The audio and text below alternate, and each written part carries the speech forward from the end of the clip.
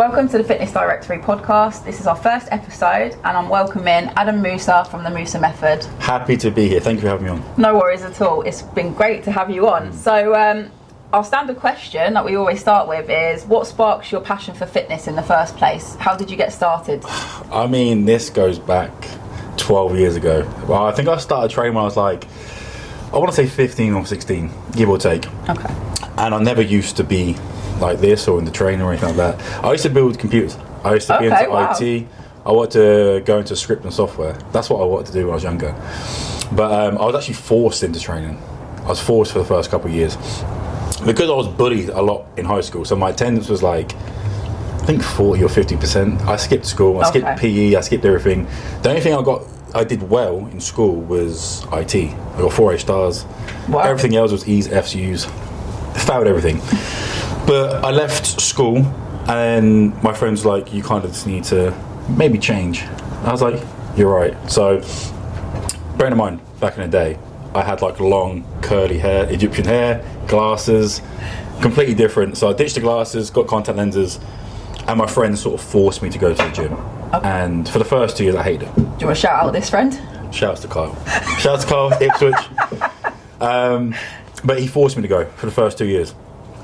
Just carried on going, and I got loads of videos of us just. So this is back in the day where there was no Gymshark. YouTube was just starting out.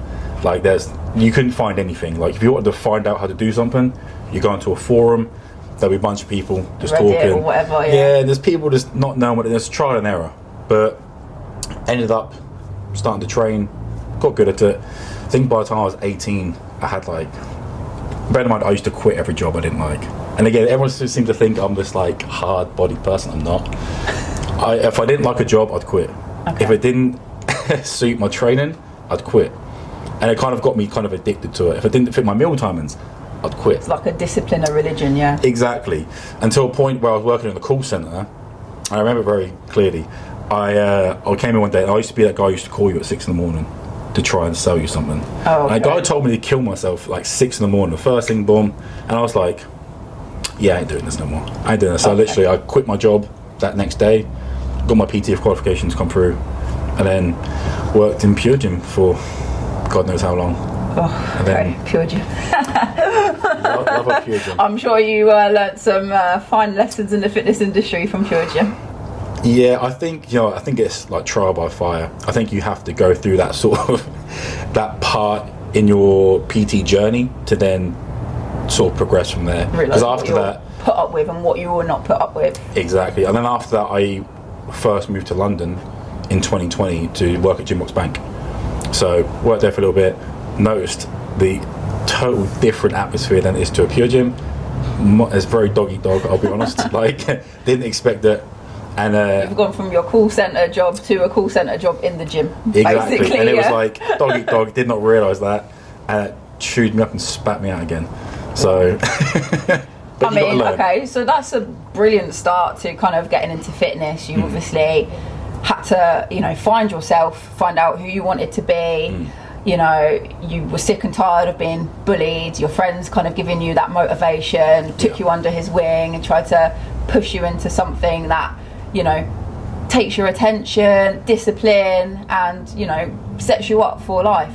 So, you're coaching now, you've done the Moussa Method. Yep. So how did you decide to pursue coaching? Was it before or after you started competing? It was before that. So I started PTing when I was 19 or 20, give or take.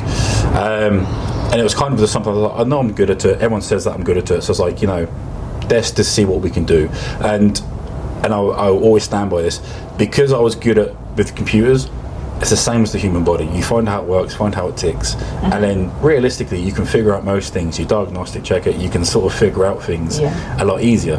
And then you're sort of obviously transforming people, you're helping people change their lives, and there's more benefit from that. It's not just, it's deeper than coaching. Do you know what I mean? Yeah. But I decided to work so before the Moussa Method, I worked for a couple coaches before that. And a guy I worked with before started me off and just sort of showed me the ropes on how to be maybe a better coach, or how to like lead generation and consultations and things that Pure Gym doesn't really teach you. They sort of bring you in 15 hours a week, or rent, and off you go. See if you sink or swim type thing. But no, this was before competing. Okay, perfect. So what's the philosophy behind your coaching method, and also how do you get into coaching underneath someone else? So I'll start with the second part, so getting under with someone else, because I think when you first start off as a coach, you don't have any structure, you don't have any foundation. It's very hard to find your current niche of clients, because if you talk to everybody, you're talking to nobody, realistically. You need to find who you can help the most. Like if someone wants to help in high rocks or strongman, I'm not the coach for it. I have no idea how to help you in that sense, but helping tailor to who you want to help and who you're good at helping, because realistically, reputation in this game is key, and if you've got a bad reputation, you're not going to get anywhere. So if you go with like an established coach who is looking to hire you as a coach underneath them, if they've got like an excess flow of clients and they're like, I want to give you some, you obviously kick up to them, and then you can sort of grow the business together in that sense. So it's like a pyramid thing. You're working under one person, and then they give you clients, and then you kind of get your own clients as well, and then you can maybe branch off. Or do you have to have some sort of contracts that you can't do those kind of things?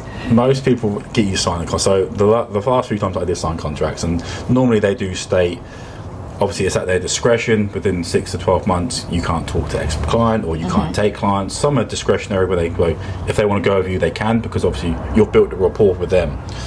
But I only released the Moussa Method probably October of last year, so 2025, and that's because I was just kind of tired of just, not really tired, but like working for somebody else that's not yours. It's not yours to build. Like, don't get me wrong, it's always nice helping other people, and it's like it's a team effort, but it's never be your baby. It's never be something you can build up and can't put your spin to it. Exactly. Do what you want to do. Put the information that you want to put out there. Brand it to yourself as well. I completely understand that. How does your project or program stand out to other people? You know, because I've been doing this for so long, and for me personally, I'm going to stand on this. Anyone can come correct me. I feel like masculinity in this day and age is few and far between. Disappearing. It's disappearing. Yeah. And again, this bleeds not in just the fitness, but it bleeds into your job, it bleeds into relationships, it bleeds into everything.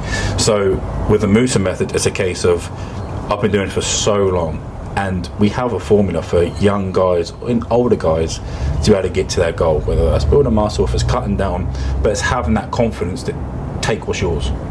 Not obviously like the type of incel type thing, but it's like knowing when to put your foot down and knowing when you can pursue something, if it's in your work life, if it's in training, because realistically it's not just a physical transformation, it's a mental transformation.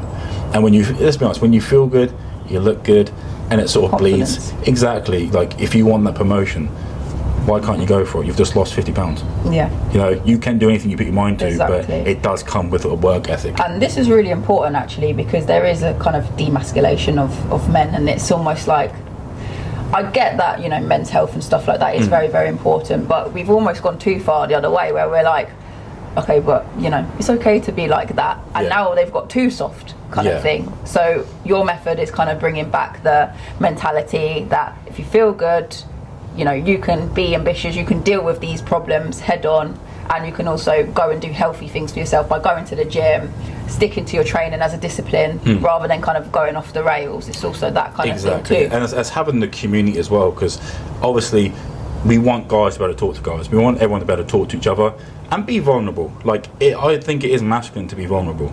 Like, being able to be able to talk about how you're feeling. That's not always a case of, all right, let's get on with it. You know, that's a case of, okay, realistically, if your training has stopped, if you're not progressing at work, is there something going on at home? Is there something going on with you?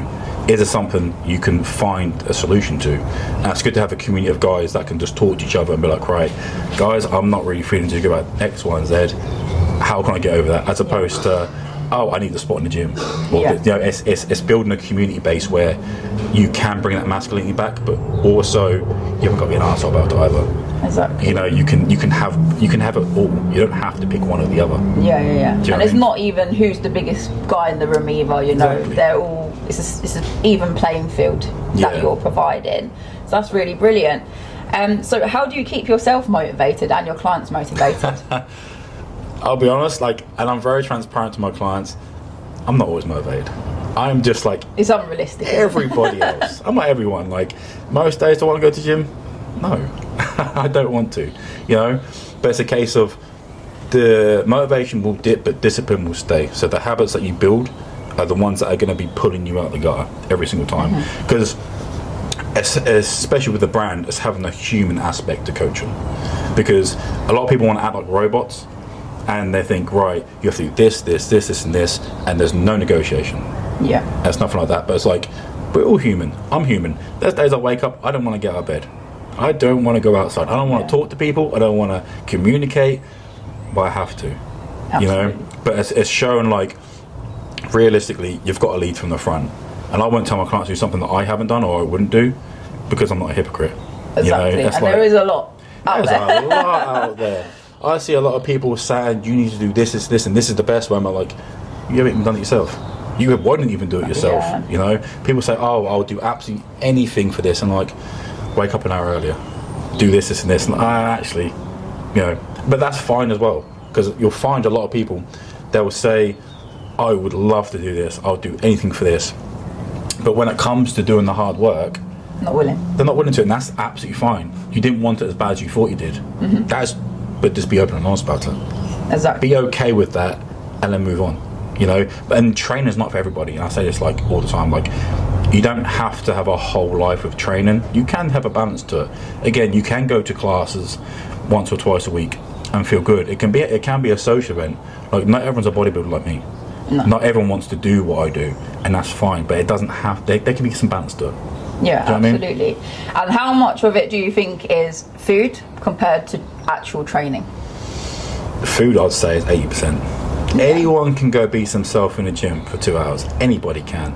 But if you're not recovering, if you're not eating, if you're not sleeping, because again, realistically, and again, for males, when you sleep, that is when your testosterone production is at its highest. That's when your growth hormone production is at its highest. When you're like, oh, I'm doing absolutely everything, but I'm sleeping for 3-4 hours, you've just bottlenecked all this. You're just bottlenecking yourself. Your recovery hasn't kicked in. Yeah, it's tanked. Yeah. It's not realistic. You know, you've got to look at every avenue if you really want to take it serious. But training, I feel like, mainly for newcomers, people bottleneck their training with intensity because they didn't realise it was wrong in the first place. And it's hard to try and, you know, break a bad habit. But that's why you get a coach. Absolutely. So they can talk you through it. And same as with coach as well. Like, a lot of people, the way I see coaching, I see it's the same as going to the cinema, the same to go and swim, but it's a luxury. Yeah. Not everyone can afford it, and that's absolutely fine. But if you're paying for this, you need to listen. Yeah. Like, I wouldn't go to the doctors and then give me some advice and I go, I know better. I know better. Yeah, exactly. Or I'll go to the dentist and they say you need fillers. I'm like, I don't think I do, but you know, that's just me. Same as a coach. Like, if someone says something to you, don't take it personal. Don't ever take it personal. It's just a professional opinion. You know? Perfect. So do you think the mindset has to be slightly willing to come to you first? Do you work with only certain clients? You know, someone comes to you and then you identify they're not putting in the work, they're just giving me the money, but we're not getting the results. Yeah. Do you go, I don't think this is going to work for us? Or do you give them that kind of criticism, tough love, and be like, look, like, we either need to implement this, that, and the other to actually see some results, because you're not being accountable? And, you know, if we're not getting results, then we're wasting our time here. Yeah, I mean, I think, thankfully, the way, like, the business has grown and the way I have been doing this for years, I can be very picky with who I work with. And I am, because realistically, you don't want to waste my time and I don't want to waste your money. Because again, like I said before, everyone wants to do it until it comes to hard work, and then they go, oh, you know, I don't really want to do it. And I'm like, okay, that's fine. But it's a case of, you're not doing everything you're told to do. If it's checking in on time, if it's sleeping, if it's water, and these are the bare minimum. Like, if I have to chase someone to drink like over a litre of water a day, come on, that's not. Yeah. That's the basics. Now imagine we needed to push harder and make you uncomfortable, because realistically, that's not always going to be comfortable. Like, you see people posting these transformations, likely they've been crash dieted. They haven't done it properly, and they're going to rebound the weight. Like, if you want to do this properly, there's a process behind it. And again, there have been people who have been ejected from the team because they're just not doing what they're supposed to do. And again, it is a luxury. Yeah. You know, it's not a case of, I'm paying you so you work for me. No. Yeah, and it's not that. They're paying you and then you're going to do the work for them. Yeah, exactly. Like, a lot of people do want their hand held, and I completely get that, but I'm not the coach. I'm not that type of coach, unfortunately. Like, don't get me wrong. I if someone's brand new to the gym, I'll probably give them somebody else, because I can't help them. That's better. As people who want to level up, they have some basic understanding, and they want to work. A lot of people will join, and like you say, they think, oh, I've just paid them, so where's my results? Yeah. It's like anybody in this game can write a plan. I say to my clients, you could go ahead and write yourself a plan now. You could do your own nutrition plan. You could do it with yourself. ChatGPT, do it yourself. But you're not paying for the plan. You're paying for me. You're paying for what I already know and the transformations that have come before you. You know, that's what you pay for, essentially. Yeah. So the results that you've got to prove that your method works. Exactly. So they should listen and they should do as they're told. You'd hope so. You'd hope. Amazing. So what are your tips for fitness professionals that are trying to grow an online presence now, or just coming into the game? I would say deed of trust is everything. You need a deed of trust. You need people to be able to know that you can do what you say you're going to do. Because a lot of people these days, especially online coaches, you don't need qualifications. You could literally go onto your bar right now and put online coach and you're a coach. As opposed to if you're literally, as opposed to one-to-one PT where you need your level 2, level 3, you need your insurance, you need everything like that. Anyone can be an online coach, but realistically, people get into the game and think, "Oh, I'm just going to make quick money from my laptop and I'm going to do this." Nah, there's a million coaches out there now. Go to Dubai, you're going to see one on every anywhere you walk. You're going to see an online coach somewhere. But it's building the deed of trust where look at their page. Okay, do you have what it takes to take on X amount of clients? Okay, do you have the results for that, and not just your own? Because a lot of people will transform, or another coach will transform them. And they'll say, "Oh, I know what to do." But no, you didn't do that. Yeah. You need to, put yourself out there. I'd work for free. I'd work for free for a little bit, because even PTing. When I first became a PT, I gave free sessions to anybody who would listen to me. Anyone who would listen to me. Pure Gym almost get you to do that, right? Literally, I mean, I was going around. I was walking the gym floor, and I'd probably say for the first 3-4 months, I didn't make no money. So I wouldn't talk to no one. And I realised, no one knows you exist. No one knows me. They might just see the top, but they don't know who me. So go up to anyone, like, look, I was supposed to have a client now, but they've just cancelled. You want a free session? That's clever. Boom. No one says no to something for free. So session. Build the rapport. Same as online coaching. Say I'm looking for, depends who your clientele is. I'm looking for X amount of people. This is a free, client trial. Get transformations on your page. But likely it is, obviously, if you are doing it for free, people will take the piss because they're not paying for it. They don't see value in it. People need to see value in your product and your brand to pay for it. But you can't just go, right, I'm going to be an online coach, £200 a month, please. But what am I going to get for it? You haven't done nothing. And you've got no track records to show that someone else has paid that. Exactly. And got any results that person is particularly going to be paying for. Exactly. So it's like whoever screams the loudest or whoever's page is shouting the loudest is going to be the one that you kind of go to first. Yeah.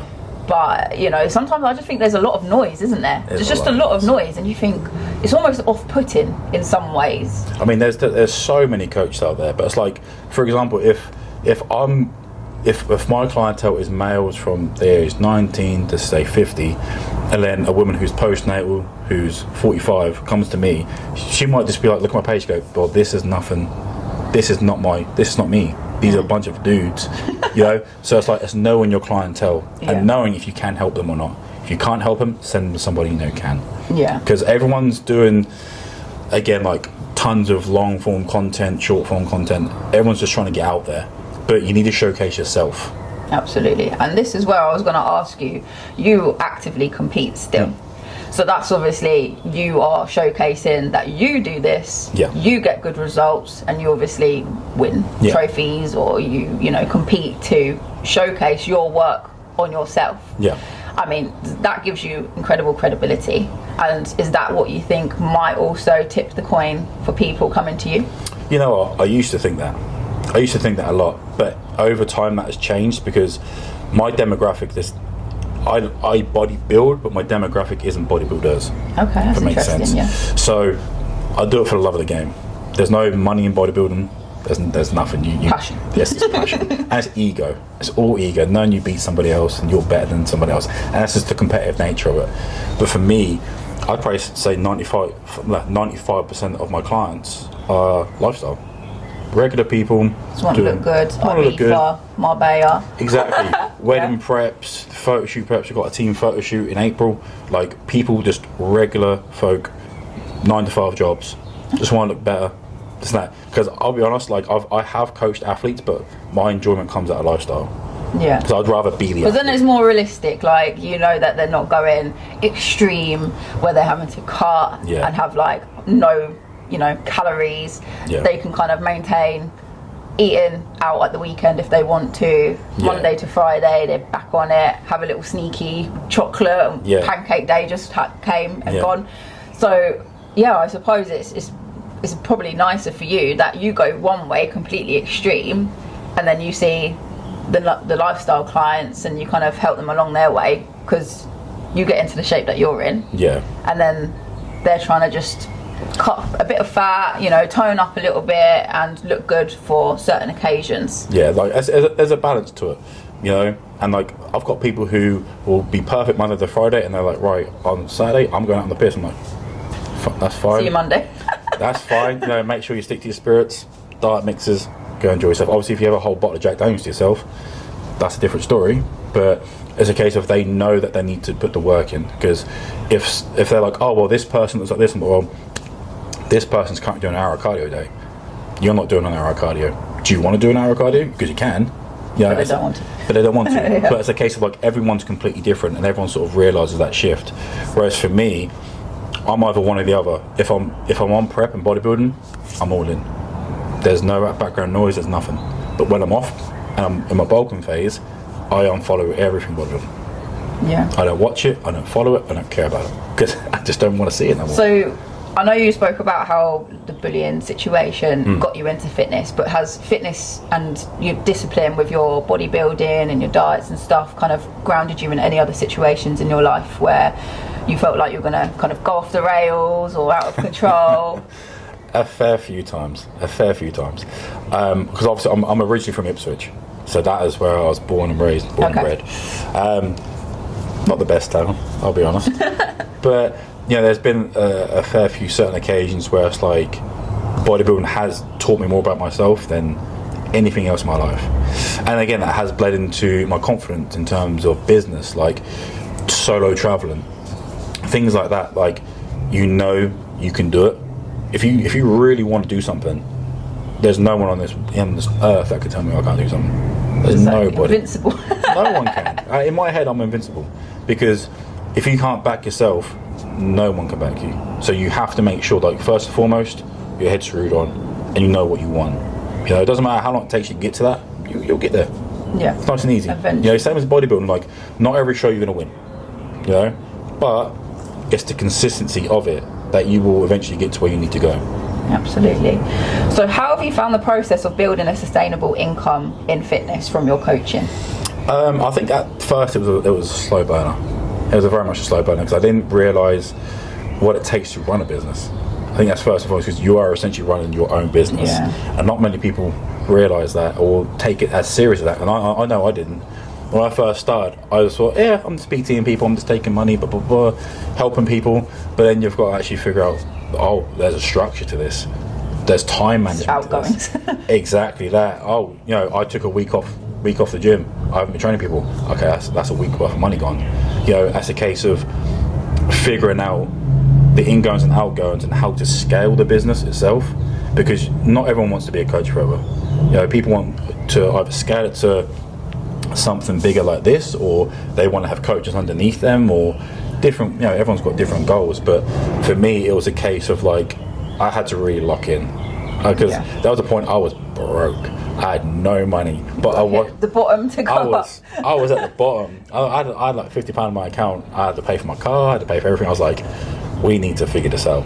So it's a case of like, who am I talking to? Like I said before, if you're talking to everyone, you're talking to no one. Who do I need to talk to? What do I need to post? What do I need to put out there? It's like the university of business. Like, you just figure it out because you're thrown like completely in the crap. Like, oh my god, I'm not going to be able to pay for my bills. I'm not going to be able to feed myself. Right. So now we put our business hat on and we start actually trying to structure this thing and make sense of it. And you just got to throw things at the wall and see what sticks. You just got to, because you just need to just keep doing it. You got to be consistent, especially in the online game as well. Like PTing, okay, you can probably run your local gym. But if you're in there every day at all different times, in the morning, in the afternoon, in the evening, you can run that gym. You definitely can. Doesn't matter what kind of PTs, if you outwork them. Online, it's different gravy, because everyone's trying to do the same thing. But again, it's building that deed of trust. Like, right, there are a lot of coaches out there, but there's no one like me. So this is what you get. You get the community base. You get the methods that you show the transformations. This is what I know we can achieve, because it's been done. It's not a case of you're saying this might happen or this might. But right, this has been done. Let's take the lead. Let's invest into yourself and go from there. But again, I think for me to build a sustainable one was just to make sure that everyone that signs up, everyone has a full timeline, as opposed to not just 4 weeks or 8 weeks. Everyone's got a full timeline, and before that happens, it's keeping the community close knit. Because no one really wants to leave a community. Like if you take a gym for example, for someone to leave their home gym will take a lot. Take a lot from them to leave their home gym. They like it. It's their routine. It's like a relationship. Exactly. No one wants to leave their boyfriend, even though they're giving them the jip, but it's comfortable. Exactly. Right? They're happy where they are, because the unknown. No one really wants to go into the unknown. The same as online coaching. If you have a group and a community base of people who all know each other, you do regular meetups, you do photo shoots, you take it from online to in person, get everyone to meet, and everyone's like, oh no, well my coach does this for me. My coach does this. It's adding more value to the business. Exactly. As opposed to going, here's your check-in, I'll speak to you next week. And never meeting them actually in the flesh either, I suppose, just hiding behind that online. Exactly. And like I said, it's to anyone who's just starting off, see as many of your clients in person as possible, because if you add enough value, they'll travel to you.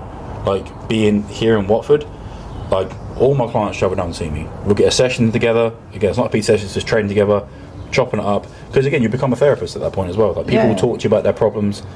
Like realistically, why would you want to leave a coach you got that much rapport with? Absolutely. As opposed to unless you're getting shit results, and that's like, well, what's the you're not getting something. Something needs to change here, but realistically, you should be fine doing that. Brilliant. So tell us about your competition history. Have you got any future competitions coming up? So future competitions for the foreseeable this year, probably not. So this is the first year in 5 years I haven't competed or have any plans to. I started my first ever prep during lockdown. In 2020. Funny enough, when I moved to London during the pandemic. Bad idea. Time. So after the first wave that we had, I moved to Bank, around that area, and then got a job there, and then there was a second wave, got complete lockdown again, and I was going through a really bad breakup at the time. Prior to I don't want to put it on but it was bad. It was bad, and I needed something to focus on. I had no focus whatsoever. So one of my friends who actively competes as well, he's like, I think you should compete, because everyone's been telling me for years that I should, and I was just like, I don't know, because I don't come from a competitive background. I build computers and I script. I stand around playing Xbox all day, every day. Like there was no ounce of competitive. There was no competitive nature in me whatsoever. So I don't even know where it came from. But he was like, look, he put me in touch with his coach, got the ball rolling, and then started prepping during lockdown. And I competed, because obviously it went on for a while. I think I competed in 2021, and I hated it. Oh really? I hated it. It's terrible. Hated the whole prep. I said, fuck this, I'm never doing this again. Never doing this. Never doing it. And then I won. You won the whole thing? I won. Wow. First show, won it. I was like, might be good at this. We're right at this. And I did another show. I won that. Hated it. And then I did the third show, which is the British final, and then I won my British title. So I won that first season British title. Okay. But so you went into both of those other ones, hated it as well? I hated the whole lot. I hated it, but it was the fear of losing or like embarrassing myself that pushed me to do it. So I was like, we're kind of good at this. Got the British title, and then I did a season next year, won every show that year. So what did you hate about the build-up and the prep to it then, or was it something else? I think it was just me and my coach. I think we just didn't mesh well. It was a case of like the conversations we were having, because I was a first timer, I didn't really get, I want to say, the respect that I thought I deserved. And unfortunately, in this game, if you're not the golden boy, you kind of just like you just cast to the side a little bit. But it was a case of I've only lost 2 shows, and one of them was another British final, which was for the pro card. I lost by 1 point. Heartbreak. And that was to Matt Parker, who's going for his pro card this year, so shout outs to Matt Parker, very good friend. And then the second time was when I went to Sweden for a pro qualifier, and I got smoked. That's the worst place I've ever You've had. gone international. Yeah, I got absolutely smoked by them boys, and I just wasn't big enough. They were huge boys. They had probably about a 10 kilo muscle on me. They were huge. But it was a case of I didn't know how to lose. I've never lost before, and obviously I didn't have the competitive nature to lose anywhere else, and I just went, nah. I just went crazy. So what then did you do after that loss? Did you then go, right, I've got some work to do to then kind of get back onto being better, or did you? So I took the judges' feedback, as you do, which is again just coming bigger. But I think it knocked me more than I thought it would. And again, like, I'm human, just like everybody else. I'm not Superman, and unless sometimes I wish I was. And I got back to the UK, and it was just chaos. I mean, I gained like 18 kilo in like a couple of weeks. I was just eating. It wasn't good. But it's a case of I needed to learn how to lose that bad, to then reflect on it and then come back from that.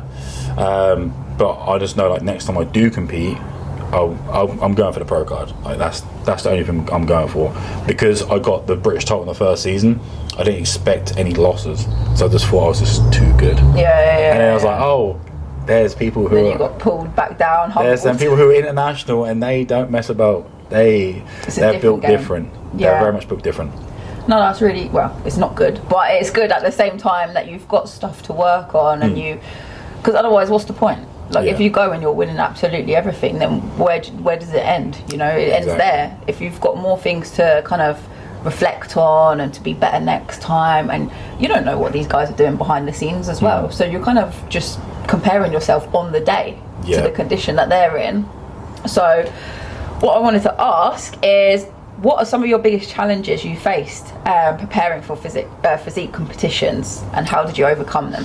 I think when you're trying to run a business and you're trying to prep at the same time, it's very, very, very difficult, because you have to be all in for prep. Like, when you're going against other people who maybe aren't doing what you're doing, like, most people are coaches, but they're not doing it at like a higher level.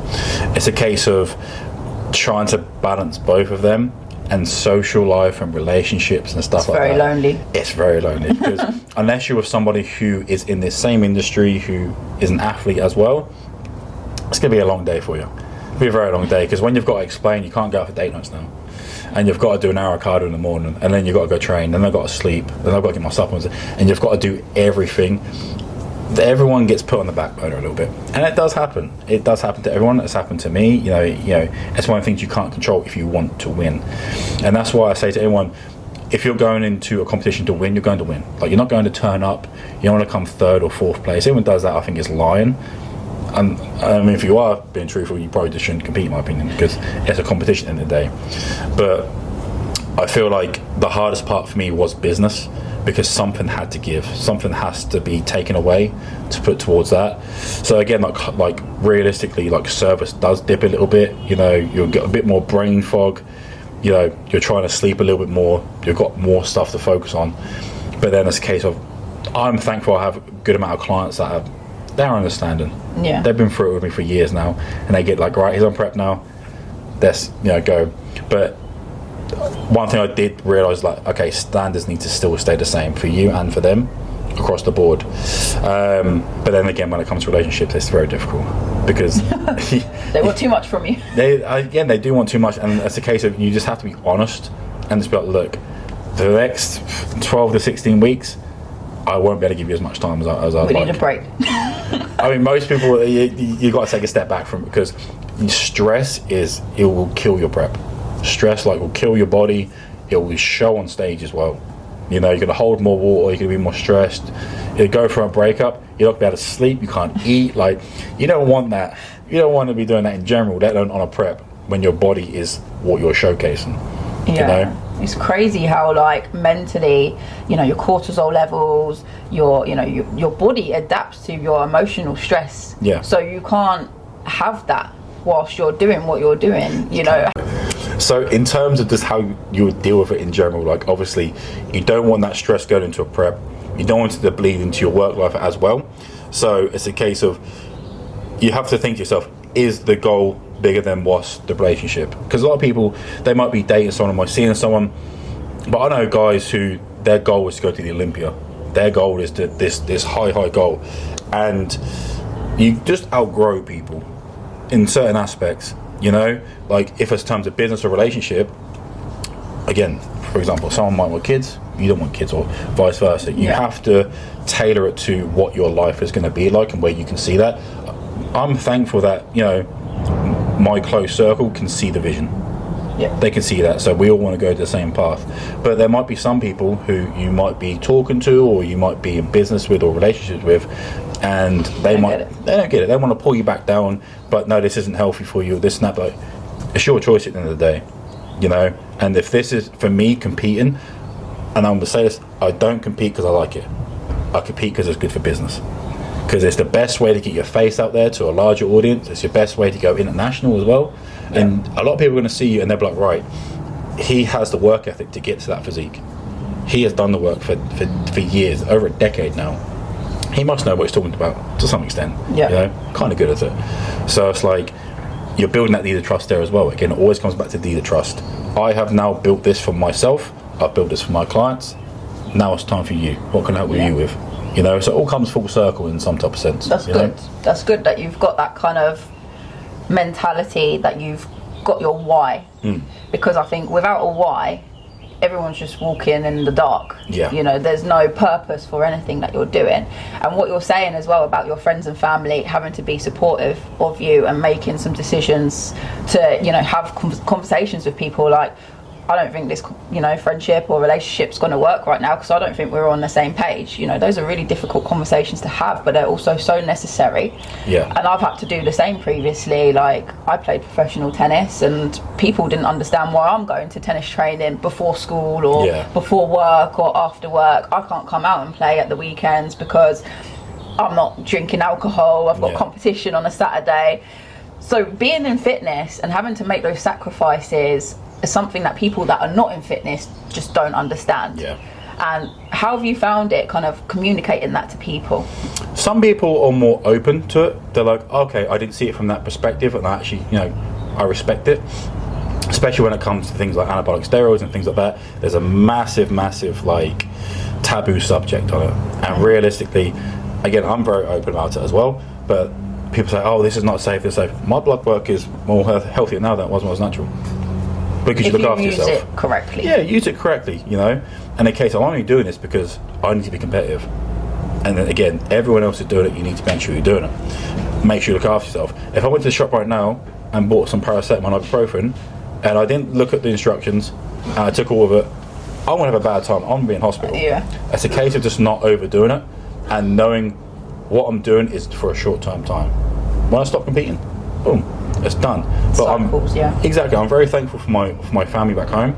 Like, I moved away from Ipswich because I wanted to be around more people who were on my same wavelength.